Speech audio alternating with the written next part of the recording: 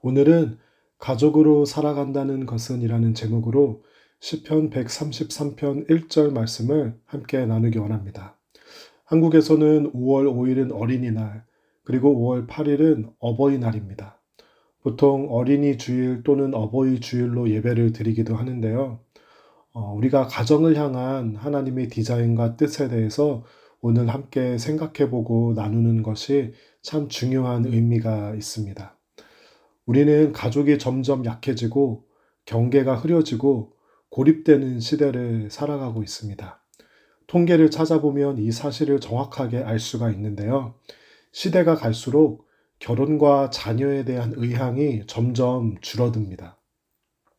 청년 세대의 47%가 결혼할 의향이 없다고 조사되었고요. 출산할 의향이 없다는 청년들이 57%가 됩니다. 점점 결혼도 안 하고 출산도 하지 않는 시대를 우리가 살아가고 있습니다. 더 젊은 MZ세대라고 하죠. 이 MZ세대는 약 4분의 1 정도만이 결혼을 꼭 해야 한다고 대답했다고 합니다. 이것은 단순히 설문조사가 아니라 실제 우리 사회의 모습으로 나타납니다. 한국의 출산율이 1명 이하로 떨어졌습니다. 이 말은 남녀가 만나서 가정을 이루면 자녀가 평균 1명 이하로 떨어진 것입니다. 그 수치는 최근 더 내려가서 0.7명대로 낮아졌다고 합니다. 전 세계적으로 보았을 때 이게 어느 정도 수치냐면요. 전 세계 국가별 출산율 한국이 200위입니다. 거의 꼴찌입니다. OECD 국가에서는 16년 연속 최하위를 기록하고 있습니다. 결혼을 하고 출산을 해서 가정을 이루고 가족으로 살아가는 것에 대해서 여러 가지 이유로 인해 전 세계에서 가장 회의적인 나라, 바로 한국과 한국 사람들입니다. 국가를 운영하고 계획할 때 가장 중요하게 보는 것 중에 하나는 바로 인구 숫자와 인구 구조입니다. 학교를 얼마나 늘리거나 줄이고 병원을 얼마나 만들고 생산 가능 인구가 얼마인지, 국민연금이나 소셜 세큐리티가 어떻게 운영될지 예산 편성을 하고 국가 경쟁력을 따질 때 인구 구조는 뺄 수 없는 중요한 척도입니다. 저는 교회의 미래를 생각함에 있어서도 출산율과 인구 구조가 가장 중요한 척도 중에 하나라고 생각합니다. 이런 사회적인 지표들을 볼 때 교회의 미래를 연구하고 걱정하며 대책을 마련해야 합니다. 저는 목사님들과 교회의 미래에 대해서 이야기할 때 몇 가지 목사님들의 유형이 있음을 알게 됩니다. 어떤 목사님들은 영성파예요. 하나님께서 다 책임져 주시니까 무조건 믿음으로 아멘 하면 하나님께서 일하신다고 합니다.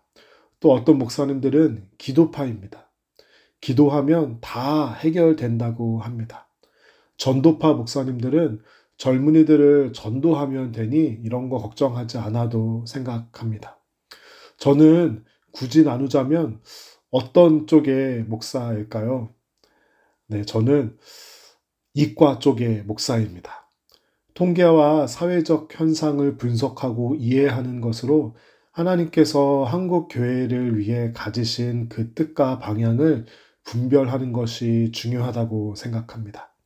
1970년대에는 인구 구조가 다음과 같았습니다.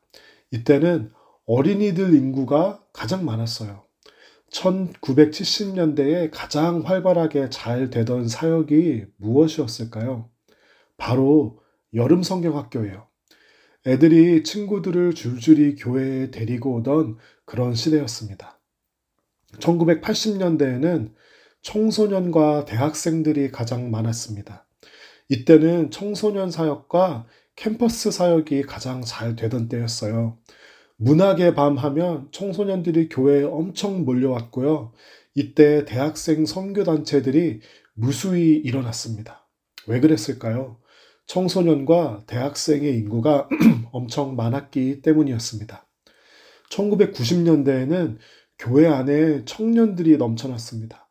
청년부가 정말 활발하게 활동했고요.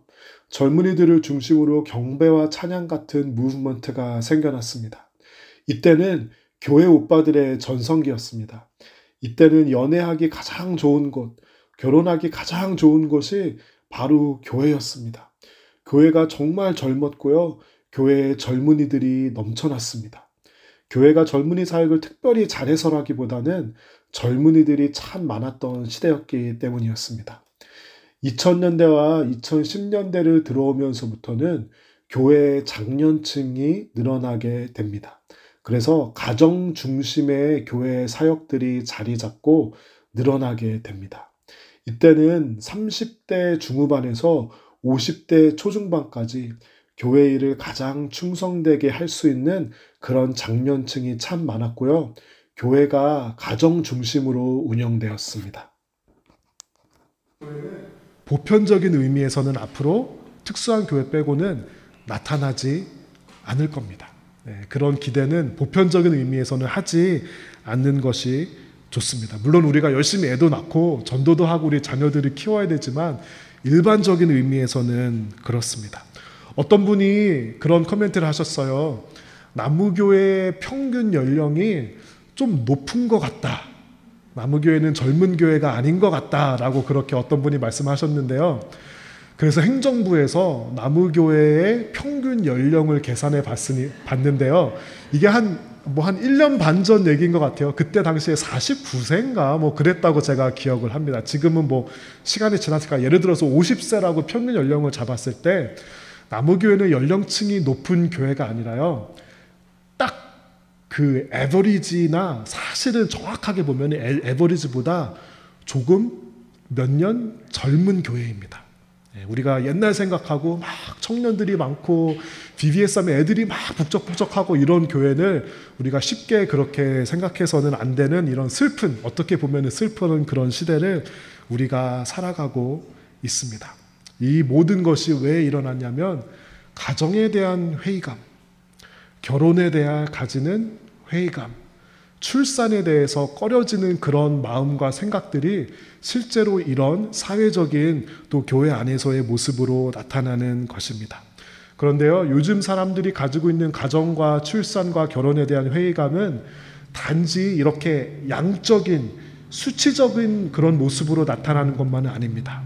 결혼의 질, 가정에서 행복도 이런 것을 우리가 수치로 나타내기는 참 쉽지가 않기 때문에 정확하게 표현할 수는 없지만 요즘에 다큐멘터리도 아니고 예능도 아닌 이런 프로그램들이 참 사람들의 관심을 많이 가지고 있습니다. 오은영 박사가 나오는 오은영 리포트 결혼지옥, 이 프로그램은 부부끼리 갈등하는 그런 모습을 그리고 그것에 대해서 솔루션을 제공하는 그런 프로그램이고요.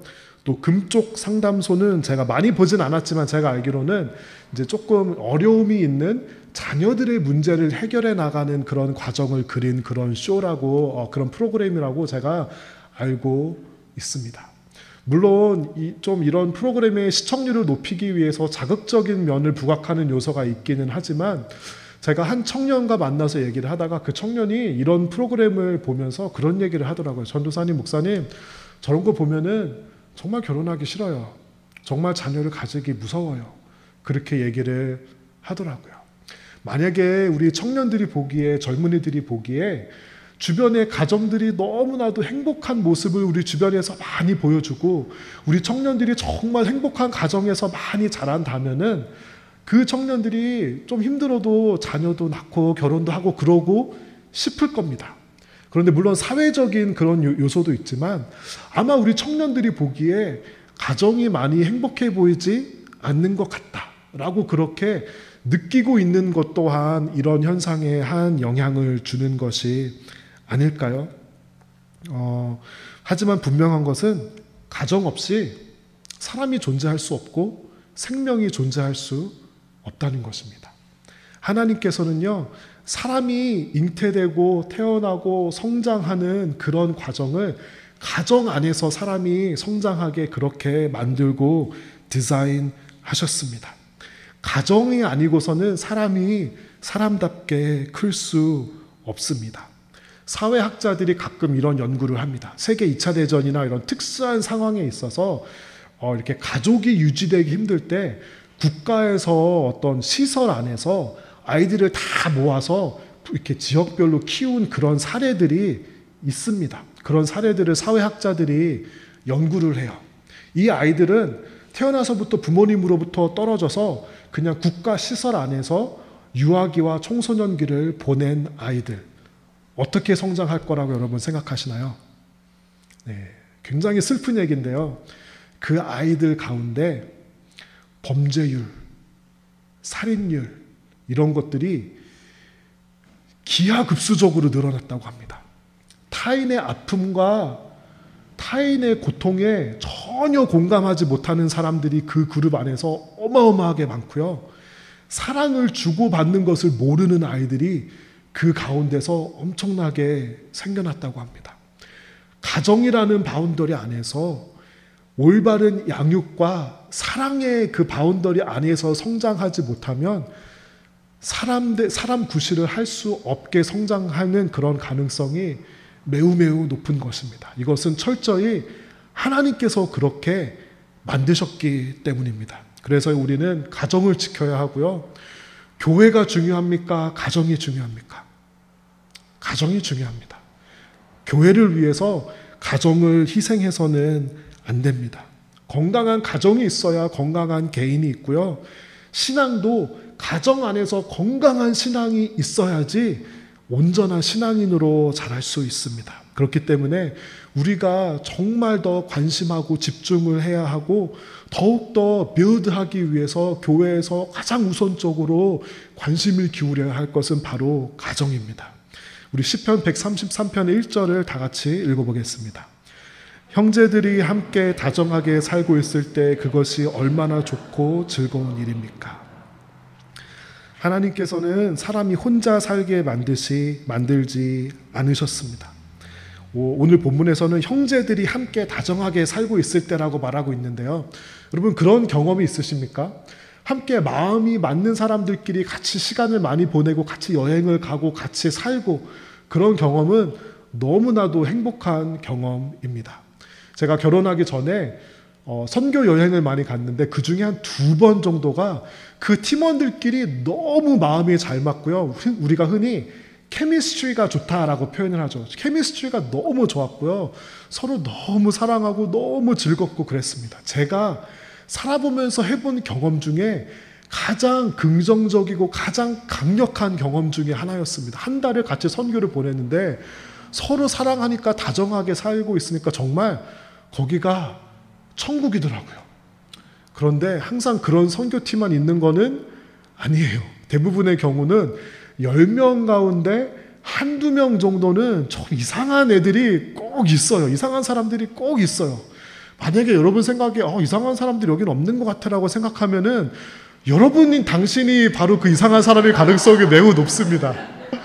그런 팀에서 같이 몸을 부대끼면서 밥도 먹고 이렇게 한 달 동안 같이 지내려면 정말 너무 힘들어요. 좋은 일을 선교 활동을 위해서 갔는데 그 안에서 에너지를 다 소진해서 너무나도 힘듭니다. 우리의 가정을 보면은요, 그런 질문을 가지는 사람들이 있습니다. 너무나도 행복하고 케미스트리가 좋은 가정에서 태어난 사람이 있고요. 케미스트리가 별로 좋지 않은 불행의 씨앗과 모습과 환경이 있는 곳에서 가정에서 태어난 사람들이 있습니다. 우리는 이것을 어떻게 받아들이고 어떻게 해석해야 하고 신앙인으로서 하나님의 자녀로서 이것을 우리가 어떻게 우리의 삶을 살아내야 할까요? 어떤 사람은 이 가정을 볼 때 이것이 어떤 운명적인 것이나 복불복 이렇게 받아들일 때가 있습니다. 그런데 하나님께서는 모든 가정을 향해서 그 뜻과 계획을 가지고 계시다고 저는 믿습니다. 오늘 시편 말씀처럼 만약에 여러분의 가정이 이게 형제들이라는 표현에서 좀 더 넓혀서 형제 자매들이, 부모 자녀들이, 다른 세대들이, 많은 사람들이 또는 더 넓혀서 우리 교회 안에서 함께 다정하고 살아갈 때 그것이 얼마나 좋고 즐거운 일입니까? 우리가 볼 때도 너무 기쁘고 행복한데요. 하나님께서 보시기에 그것이 얼마나 좋고 즐거운 일이겠습니까? 우리는 우리 가정이 다정하고 화목하기 위해서 정말 많은 노력을 해야 하고요. 몇 가지 조심해야 하는 것들이 있습니다. 우리의 가정은요, 기능에 집중하는 그런 곳이 아니라 존재에 집중하는 그런 곳입니다. 가정에서 기능을 따지기 시작할 때 우리의 가정은 불행해집니다. 남편 중에 뭐 좀 아내들 중에 일을 하시는 분들 있지만 이제 돈 버는 사람 중에 집에서 누구누구는 돈을 잘 버니까 엄청 잘해주고 누구누구는 돈을 못 버니까 좀 이렇게 막대하고 다른 가정에 어떤 기능을 가진 사람과 비교할 때 가정은 불행해집니다. 그렇죠? 우리 자녀들의 대학교 가는 것과 학력 순위를 가지고 기능이잖아요. 그것을 가지고 집중하기 시작할 때 가정은 불행해집니다. 가정은 존재에 집중하는 곳입니다. 한국에서 학교를 다닐 때 이런 일이 있었습니다. 뒤에 게시판에 뭐가 종이가 쫙 붙었습니다. 가서 보니까 전교 석차를 다 매겨서 붙여놓은 겁니다. 반에서 몇 등, 전교에서 몇 등. 제가 공부를 잘했을 때도 있고 못했을 때도 있는데요. 저는 미술, 음악 이런 거는 못했거든요. 근데 미술 막 전교 500등 중에 300등 하고 이러면 굉장히 마음이 어렵습니다. 여러분, 그것이 무슨 메시지를 주는 거죠? 학교는 기능이 중요한 곳이다. 몇 등 하는지가 중요한 것이다. 회사에 가면요, 대놓고 기능을 따집니다. 직급이 있고요. 직급에 따라 월급이 있고요. 그 월급이 심지어 차이가 엄청 많이 납니다. 학교, 세상, 회사 다 기능을 따지는 곳입니다. 회사에서 일할 때 제가 지난주에 참 이런 경험을 많이 했어요. 저는 직장 생활 하시는 분들의 아픔을 이해합니다. 영혼이 아프다는 마음이 자꾸 드는 거예요. 자꾸 영혼이 아픈 마음이 들어요. 다 평가되고 판단되고 막 이런 문화를 살아가는 게 저는 좀 이렇게 제 성격상 맞지가 않습니다. 너무 그것이 힘든 거예요. 그런데 가정에서까지 기능을 따지면은 그 가정은 불행해집니다. 가정은 존재가 중요한 것이에요. 공부를 못해도 돈을 못 벌어도 사회적인 능력이 조금 부족하고 대인적인 기술이 좀 부족해도 존재 자체로 중요한 것. 오히려 좀 약한 사람이 있고 약한 지체가 있으면 더 케어해주고 더 사랑해주는 것이 바로 가정입니다. 교회는 세상과 더 비슷해야 될까요? 가정과 더 비슷해야 될까요? 가정과 더 비슷해야 돼요. 물론 교회에도 기능이 필요할 때가 있기는 있어요. 그렇죠? 예를 들어 목사가 너무 설교를 못해요. 너무 못해요. 그러면 어떻게 해야 되죠? 그럼 짧게라도 해야 돼요. 그렇죠? 못하는데 길게까지 하면 그건 좀 곤란해요. 교회 일꾼들이 교회 장로나 뭐 운영회 이런 분들은 그래도 일을 좀 평균 정도는 해야 돼요. 그렇죠? 그렇지만 우리가 교회에서 자꾸 기능으로 판단하기 시작하면 교회가 불행해집니다. 돈 많은 사람들을 자꾸 장로시키고 믿음은 없고 사랑은 없고 일만 잘하는데 그런 사람들을 뭐 교회 일꾼을 시키고 중직자를 시키면요, 교회가 불행해집니다.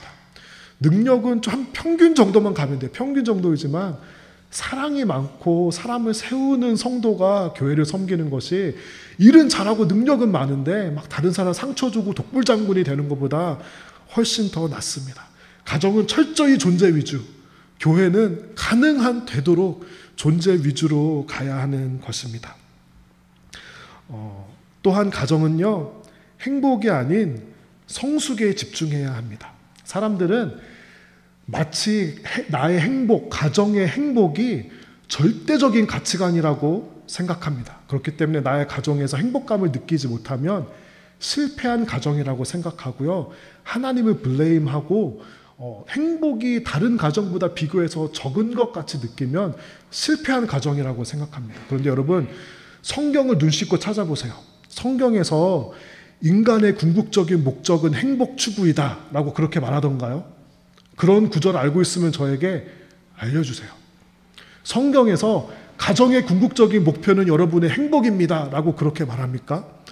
그런 구절 없습니다. 물론 행복에 대한 그런 구절이 있어요. 그것은 목적이 아니라 따라오는 결과에 대한 행복의 언급은 있습니다. 가정은 여러분의 행복을 위해서 존재하지 않습니다. 무슨 말이냐면요, 보통 사람들은 가정 안에 나의 행복의 욕구를 투사하려는 그런 경향성이 있어요. 내가 행복해지기 위해서 우리 가정은 이래야 돼.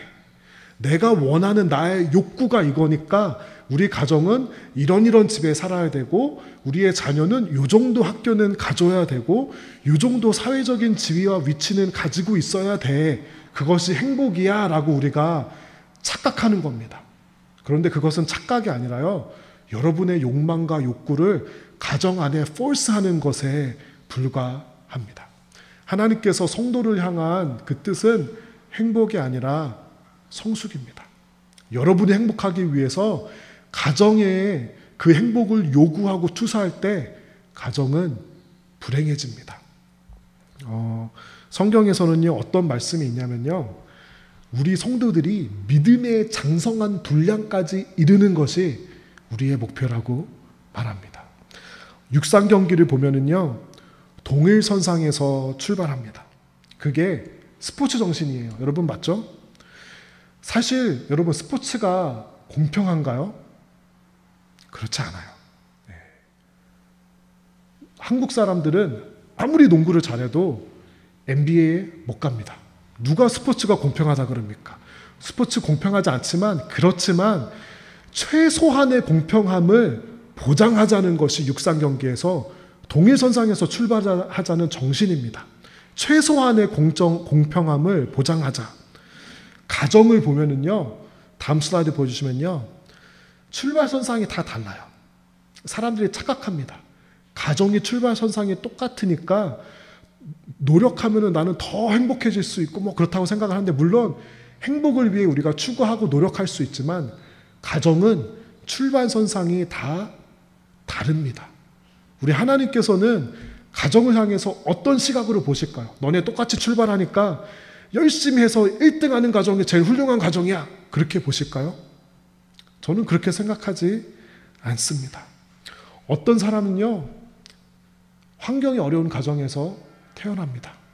어떤 사람들은 장애가 있고 역기능이 있는 가정에서 태어나서 태어날 때부터 아픔이 있고요, 태어날 때부터 출발선상에 나중에 보니까 훨씬 뒤쪽이에요.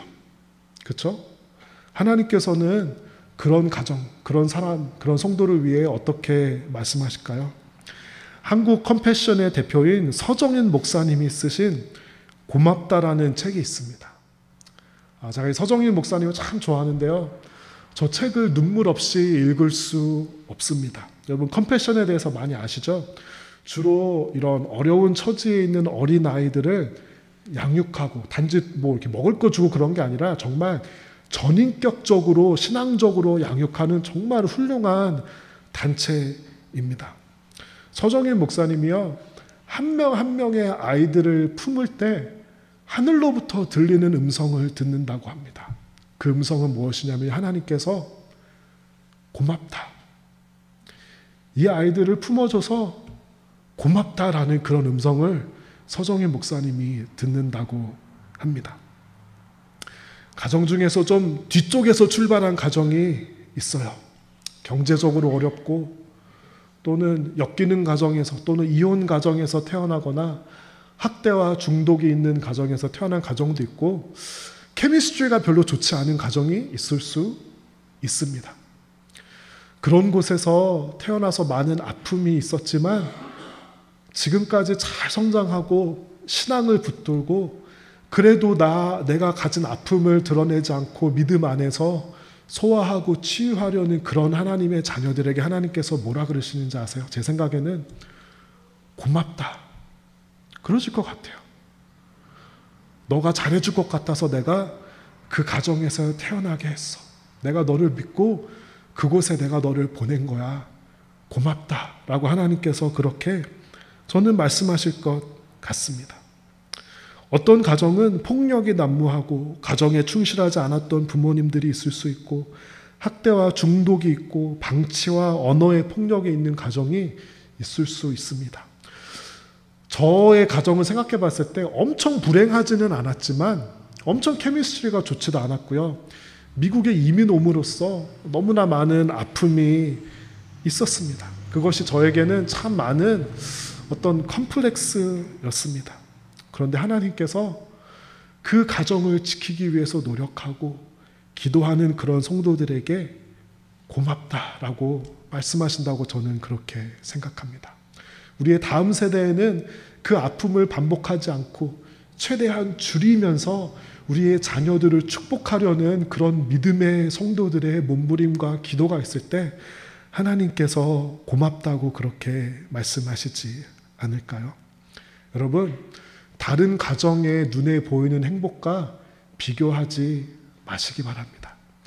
여러분께서는 무엇을 기억하면 되냐면요, 하나님께서 나를 향해서 가지시는 그 고맙다는 그 마음을 기억해 주시고요, 행복보다는 얼마나 여러분이 믿음 안에서 성숙했고, 우리 가정이 좀 시작한 거는 뒤에서 시작했지만 얼마나 먼 믿음의 길을 왔는지, 그것이 성공이고 그것이 성숙이고 그것이 행복입니다.